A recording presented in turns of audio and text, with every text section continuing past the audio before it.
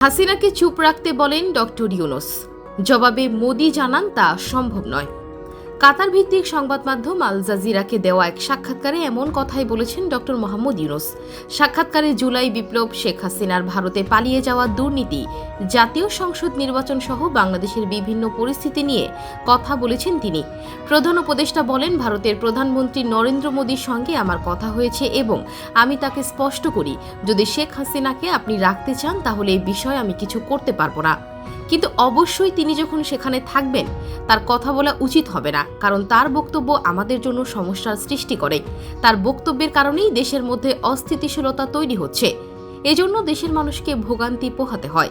এ সময় আল জাজিরার সাংবাদিক জানতে চান তখন মোদি কি বলেছিলেন।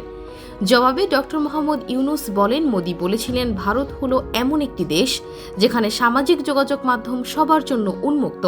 তিনি এটি পারবেন না। শেখ হাসিনা সামাজিক মাধ্যম ব্যবহার করে কিছু বললে সেটি তিনি নিয়ন্ত্রণ করতে পারবেন না। উল্লেখ্য, Mohammad Yunus real reform or just a new ruling class in Bangladesh শিরোনামে তার ওই সাক্ষাৎকারটি গত 27 এপ্রিল রোববার আল জাজিরার ওয়েবসাইটে প্রকাশ করা হয়।